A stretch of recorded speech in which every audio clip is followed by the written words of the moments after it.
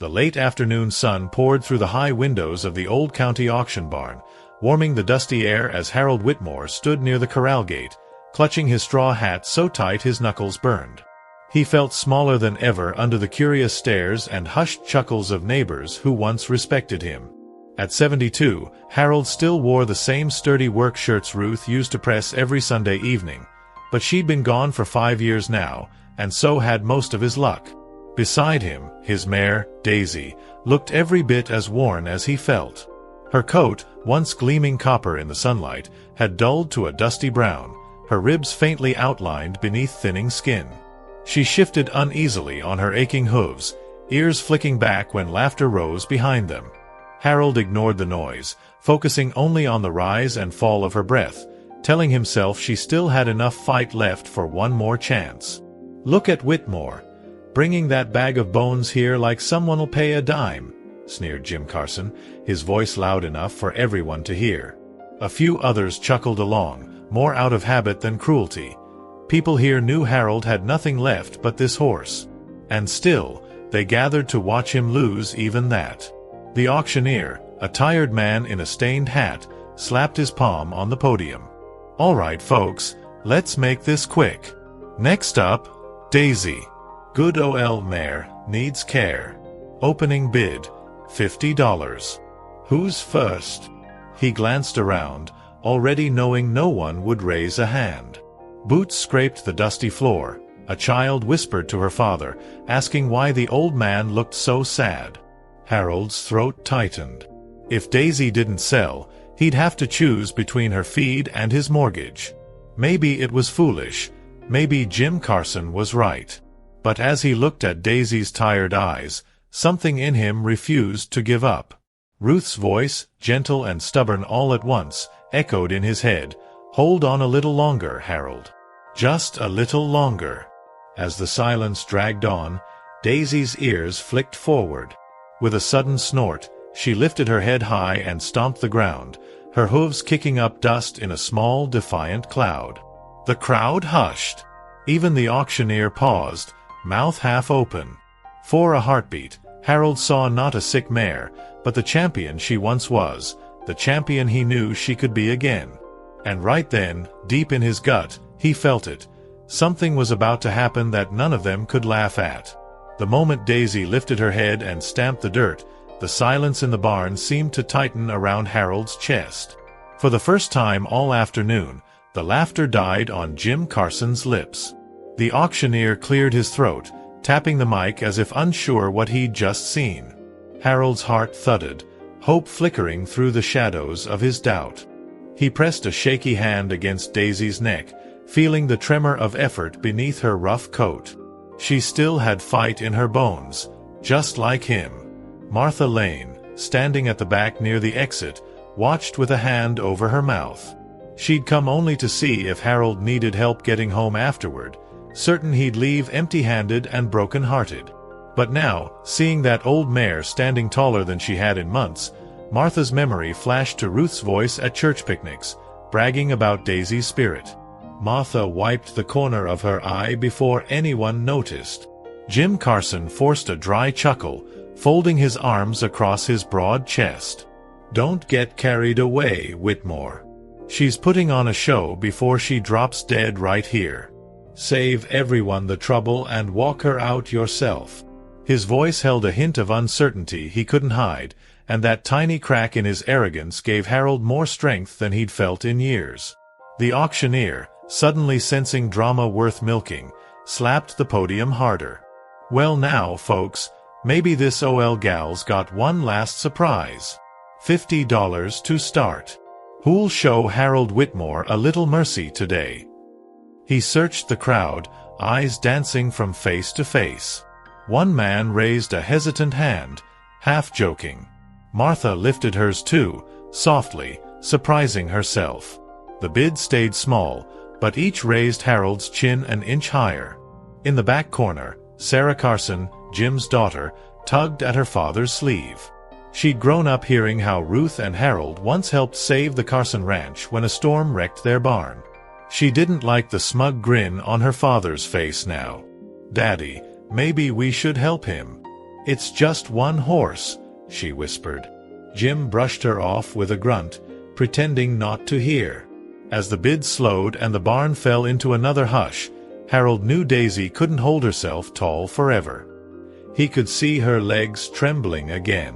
If he didn't act now, he'd lose the little momentum he'd clawed back from the dust. So he did the only thing left in him. He stepped forward, his voice low but steady, and made a promise to everyone watching, and to Daisy herself. What he said next left the barn stunned, and even Jim Carson speechless. Harold's voice, though cracked from age and worry, rang clear enough to hush every cough and shuffle. "If Daisy doesn't prove she's worth more than pity today," he said, looking right at Jim Carson, "I'll take her home tonight, and tomorrow I'll let the vet do what he says is merciful." A gasp rippled through the crowd. Harold felt the weight of that promise settle on his chest like a stone, but in Daisy's eyes he found something steady. He wasn't begging anymore. He was daring fate to prove him wrong. Martha pressed a hand to her chest, whispering a prayer only she and the quiet barn rafters could hear. She knew Harold's pride ran deeper than his pockets. To say those words in front of men like Jim Carson meant he was at the end of his rope. She took a step closer to the bidding ring, determined that if nobody else would stand with Harold, she would. Jim Carson shifted, forcing a mocking laugh that didn't quite reach his eyes. "So now it's a show, Whitmore? You gonna dance her around till she collapses, make us clap for your misery?" His words dripped with disdain, but the snickers behind him had grown uneasy. Even the other ranchers, men who'd once envied Harold's trophies and Ruth's pies, seemed reluctant to meet his eyes now. The auctioneer seized the tension like a seasoned ringmaster. He pointed dramatically at Harold. "Well, folks, you heard the man. He's staking his last hope on Daisy. $50. Do I hear 75? A young ranch hand, maybe out of pity, raised a hand halfway. Another neighbor called out a low bid. Slowly, painfully, the number crawled higher. Harold didn't flinch. He stood beside Daisy, feeling the tremor in her muscles, willing her to stand proud a little longer. In the back, Deputy Paul Granger entered quietly, his badge catching the lantern light. He knew trouble when he smelled it, and today he smelled desperation and the old grudges of this town. Watching Jim Carson's face, he guessed a storm was brewing far bigger than an old horse sale. He made a mental note to check on Harold that night. A man with nothing left to lose sometimes caused more trouble than a drunk with a shotgun. As the auctioneer called for final bids, Daisy suddenly took a step forward, her head high, tail flicking with stubborn energy no one expected. The barn held its breath. Harold squeezed the brim of his hat so hard it nearly cracked. In that fragile moment, he prayed Ruth could see them now, because Daisy was about to show this whole town exactly what it meant to fight when everyone else believed you were finished. When Daisy stepped forward, the whole barn seemed to lean in closer, as if the old beams themselves were holding their breath. Harold loosened his grip on his battered hat, eyes locked on the mare he'd raised from a skittish filly to a county champion. He whispered under his breath, voice trembling but filled with fierce pride. "Easy, girl. Show them who you really are." The auctioneer, sensing the room's shifting energy, seized the moment. He gestured grandly at Daisy as if she were royalty instead of a half-starved horse. "Ladies and gentlemen, seems this old girl's got spirit yet. Who's brave enough to see it through? $80. Do I hear 90? He grinned wide, milking every heartbeat of suspense. A murmur rolled through the crowd like wind rustling dry leaves. Jim Carson clenched his teeth so hard his jaw twitched. He hated this, hated seeing Harold claw back even a scrap of dignity. Beside him, his daughter Sarah watched Daisy with wonder in her eyes. She tugged Jim's arm.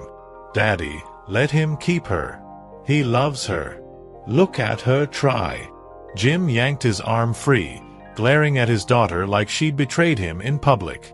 Meanwhile, Martha moved closer to the auction ring, nearly pressing against the rail. Her heart thudded against her ribs. She remembered Ruth's laughter when Daisy first won a race, how Harold had lifted Ruth off her feet, spinning her around under the county fair banner. She whispered now, too soft for anyone but herself. "Come on, Daisy. One more miracle. For Ruth." Deputy Paul Granger kept an eye on Jim, noticing how the man's fists balled at his sides. Paul knew enough town gossip to guess Jim wanted Harold's land, maybe more than he wanted this auction to end. If Harold could scrape together a decent bid for Daisy, he might keep the farm afloat another season. That thought alone seemed to sour Jim's mood like spoiled milk. Paul stepped a little closer, just in case. At the peak of tension, Daisy tossed her head, let out a sharp snort, and pawed the dirt with her front hoof, proud, alive, and stubborn as ever. A boy near the back shouted, "Look at her, Pa! She's still got fire." Laughter and murmurs turned to cautious applause. Harold swallowed the lump in his throat. No matter what bid came next, he knew Daisy was telling him she wasn't done fighting, and neither was he. As Daisy's spirited snort faded into the barn's charged silence, Harold could feel his heart pounding like a drum under his faded shirt. For the first time in years, he didn't feel invisible among these people. He felt like a man again, standing beside a horse that refused to give up on him. The auctioneer, sensing the crowd's unexpected warmth, clapped his hands together, voice booming over the restless whispers. $100. Who'll match the heart of this mare today? 100 to keep her spirit alive. Martha caught Harold's eye and gave him the smallest nod, her hands gripping the fence so tight her knuckles turned white. She had scraped together her last grocery profits just to make sure Harold wouldn't leave here humiliated. She prayed someone else would step in, too, before her small mercy dried up. Jim Carson's eyes darted to her, then back to Harold, calculating every second as if he were weighing coins on a scale. Jim leaned closer to the auctioneer, voice low but sharp enough for Martha and Deputy Paul to hear. "I'll give $150, but on one condition. The mare comes to me, and Whitmore signs over that back pasture before he leaves here today." The audacity of it made Martha's jaw drop.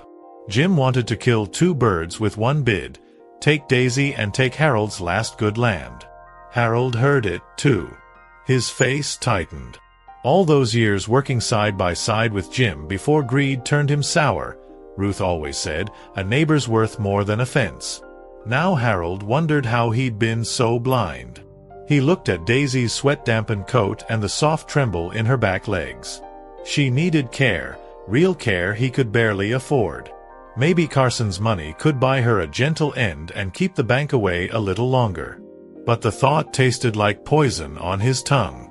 Deputy Paul stepped forward, voice calm but edged with warning. "Easy now, Jim. No one's forcing papers today. It's a horse auction, not a land grab." Jim shot Paul a glare, but said nothing. Sarah, standing beside her father, spoke softly, barely above a whisper, yet strong enough for Harold to hear. "Mr. Whitmore, don't let him take her. She wants to stay with you. I can see it." The barn fell quiet again, waiting for Harold to answer. His throat burned with fear and pride battling inside him. He could lose everything if he said no, but if he said yes, he'd lose the one thing Ruth would never forgive him for giving away. He looked at Daisy, who met his gaze with eyes that still believed in him. And in that raw second, Harold knew exactly what he had to do. Harold straightened his back, ignoring the ache in his tired spine. He looked Jim Carson dead in the eye, and for a moment the barn seemed smaller than the distance between the two old neighbors. With every eye watching him, Harold raised his voice, steadier than it had been in years. "I won't sign a damn thing today, Jim. Not for you, not for anyone. Daisy stays with me until her last breath, and so does that pasture." A murmur of surprise rippled through the onlookers. Some exchanged glances, half expecting Harold to collapse from the weight of his own stubbornness. But beside him, Daisy gave another gentle snort, brushing her head against his arm as if to seal the pact. Martha covered her mouth to hide a smile, her chest swelling with quiet pride at the sight of her old friend standing taller than his debts for once. Jim's face darkened, his lips twitching with barely contained fury. He opened his mouth to retort but found Deputy Paul Granger stepping closer, a warning in his calm drawl. "Jim, take your money and sit down. This auction's fair and square. If you want more land, go plant corn like the rest of us." A few folks chuckled nervously, grateful someone had finally cut Jim down to size. Sarah Carson, still at her father's side, looked at Harold with a softness that reminded him painfully of Ruth. "I'm sorry about him, Mr. Whitmore. He doesn't know when to stop." Her voice was just loud enough for those nearby to hear, and Harold felt a flicker of something unexpected, the kindness he thought had long dried up in this barn. The auctioneer cleared his throat, eager to get back to business before fists replaced bids. "All right, folks, the bid stands at 100. Any better offer?" He scanned the barn, sweat trickling behind his ear. Martha hesitated, knowing her purse strings were stretched too thin already. But before she could speak, a voice came from the back, strong, unfamiliar, echoing off the wooden rafters like a shot. 150. Cash today. Let the old man keep his land and his horse. Heads turned sharply to see Earl Simmons, the local vet, stepping forward with his hat in hand.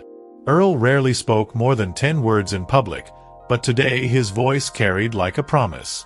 Harold stared at him, speechless, as Earl tipped his hat slightly, adding just loud enough for Harold alone, "She deserves a chance, same as you."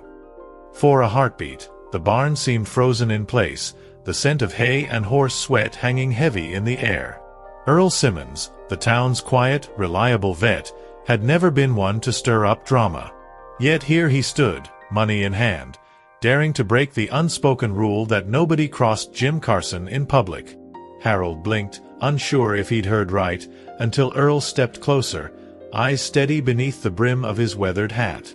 Jim Carson let out a dry laugh that didn't hide the crack in his pride. "What are you doing, Simmons? You want to throw away your savings on that broken-down nag? Or are you buying pity for Whitmore too?" His voice dripped with sarcasm, but his daughter Sarah shrank away, embarrassed by his bitterness laid bare for everyone to see. Earl didn't flinch. He spoke softly, but every word carried. "I'm buying a second chance, for the horse and the man who raised her better than any of us ever could. I'll pay the bid, and I'll treat Daisy myself, no charge." He turned to Harold, offering his hand. "I owe you that much, Harold. You helped my father patch fences when our barn roof blew off back in '82. Time I paid it back." A hush of respect spread through the barn like a warm breeze. Martha brushed a tear from her cheek, whispering a quick prayer of gratitude for neighbors who still knew what loyalty meant. Harold stared at Earl's hand, memories swirling like dust in sunlight. Long days mending fences, Ruth's laughter drifting from the porch, Daisy running free in the pasture before age, and debt ground everything down. Slowly, Harold took Earl's hand. The rough grasp felt stronger than any bank loan or pity bid could ever feel. "Thank you, Earl. I don't know how to repay you," Harold said, his voice breaking just enough to show every hard year he'd carried alone. Earl squeezed once, firm and honest. "Don't thank me yet. She's got a long road back. And so do you." Jim Carson, red-faced and cornered, spat on the dirt near the auction ring, his eyes darting to Deputy Paul, who stood ready should Jim's pride boil over into fists. But Jim only growled, "Keep your nag, Whitmore. You'll both die on that rotten pasture soon enough." With that, he pushed past his daughter and stormed out into the hot afternoon sun, leaving behind a barn full of people who suddenly saw Harold Whitmore not as a beaten man, but as a neighbor worth standing beside once more. As the dust settled inside the barn, Harold felt the strain in his shoulders ease for the first time in years. Earl clapped him gently on the back, the kind of silent reassurance that meant more than 100 comforting words. Martha hurried to his side, slipping her hand through his arm as if afraid he might still fall apart without someone steadying him. Together, they walked Daisy out of the ring, ignoring the scattered whispers of townsfolk left to digest what they'd just witnessed. Outside, the late afternoon sun dipped behind the sycamores lining the road, throwing a warm glow across Daisy's worn coat. Earl walked alongside, checking her legs with careful fingers, his eyes narrowing thoughtfully at every swollen joint and sore hoof. "She'll need rest. Good feed. Medicine I'll bring myself," he muttered, more to himself than to Harold, but Harold nodded gratefully at every word. For the first time, he felt less alone with the weight of Daisy's frail body leaning into him. Sarah Carson caught up to them by the hitching post, her father's fury still echoing inside the barn behind her. She held out a small cloth bag filled with oats she'd bought herself. "I know it's not much, Mr. Whitmore," she said shyly, avoiding Martha's curious glance. "But it might help until she's stronger." Harold's eyes softened, lines of old anger melting into something closer to hope. He accepted the bag with a trembling hand. "Your mother raised you right, Sarah. Tell her I said thank you." Martha squeezed Harold's arm, her voice low. "Don't you dare start thinking you owe everyone now. You earned this. You and Daisy both." Her words struck deep because they were true, whispered strength that reminded him of Ruth's old scoldings when he tried to shoulder the world alone. Martha glanced at Earl, who was fussing over Daisy's leg. "You'll bring her by my place too, won't you? I've got fresh carrots she used to love." Earl looked up, half smiling. "We'll make our rounds. This girl's got more friends than she knows." His hand rested on Daisy's withers, feeling the warmth of her breath as she nudged him gently, as if understanding she was safe again. In that simple nudge, Harold saw every small miracle he'd prayed for since Ruth's passing. Neighbors who still cared, and a reason to wake up tomorrow not dreading what waited outside his door. But deep in the gathering dusk, Deputy Paul lingered near his squad car, watching Jim Carson's pickup kick up dust on the road out of town. Paul's gut told him this wasn't over. Pride like Jim's didn't dissolve in a single lost auction.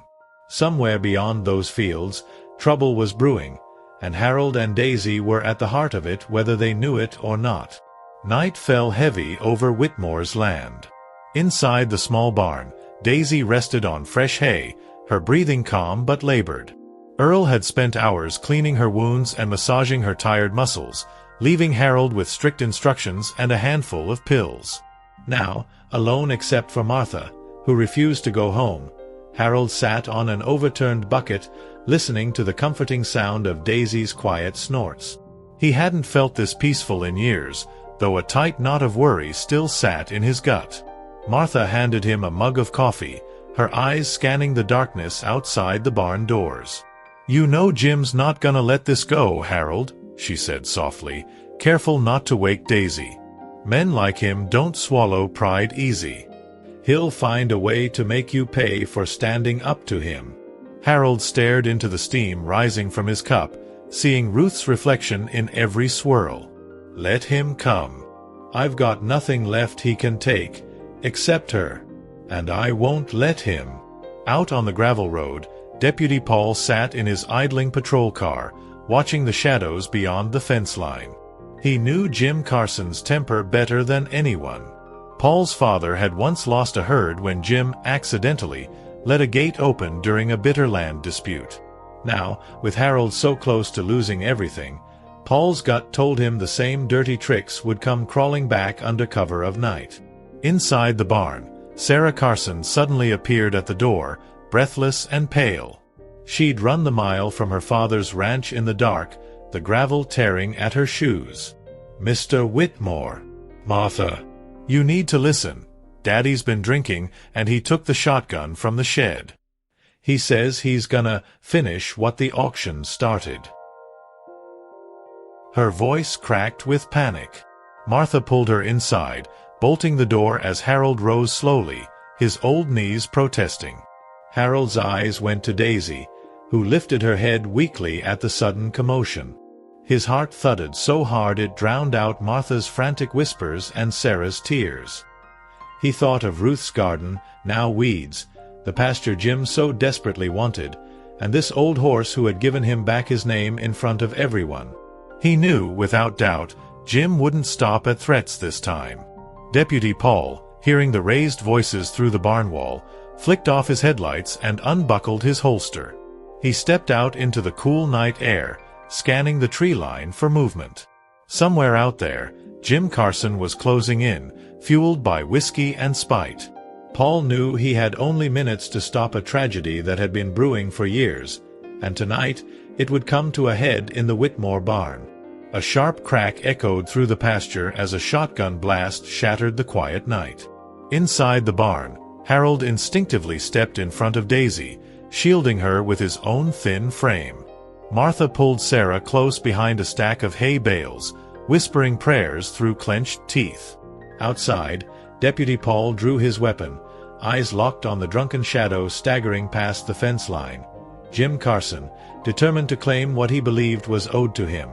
Jim's slurred shouting carried on the cold night air. "Come out, Whitmore! Bring out that worthless nag! This ends tonight!" His boots crunched over dry grass, barrel swaying dangerously as he fought to keep it steady. Paul raised his voice, firm but calm. "Jim, drop the gun now. Don't do something you can't take back." But rage and humiliation had drowned out reason hours ago. Inside, Harold's hands shook, but his resolve didn't waver. He turned to Martha and Sarah. "Stay low. No matter what happens, you two don't come out until Paul says so." He knelt beside Daisy, pressing his forehead to hers. "Easy, girl. We've come too far to be scared now." Daisy's breath fanned across his cheek, warm and steady, grounding him in the storm outside. Suddenly, another shot rang out, closer this time, striking the barn door and splintering wood inches from Martha's head. Sarah stifled a scream. Deputy Paul lunged forward, tackling Jim just as he stumbled toward the barn door, the shotgun skidding across the dirt. The two men crashed to the ground in a tangle of fists and curses, until Paul cuffed Jim's wrists behind his back, pressing his face into the gravel. Harold pushed open the barn door, heart hammering, to see Paul standing over Jim, breathing hard but calm. Paul looked at Harold and said quietly, "It's over. He won't trouble you again. I'll make sure of it." Jim spat bitter words through cracked lips, but Harold barely heard him. All he could hear was the soft nickering behind him. Daisy, safe, waiting. As dawn broke over Whitmore's pasture, painting the battered barn in soft gold, neighbors began arriving, drawn by the noise and gossip that traveled faster than any sunrise. But they didn't find a broken old man cowering in defeat. They found Harold Whitmore standing tall beside his horse, Martha and Sarah at his side, and Paul guarding his door. And in that fragile morning light, the man they'd once pitied showed them all what true backbone looked like. Not in money, or trophies, or land, but in love, loyalty, and the promise to fight, even when everyone says you've lost.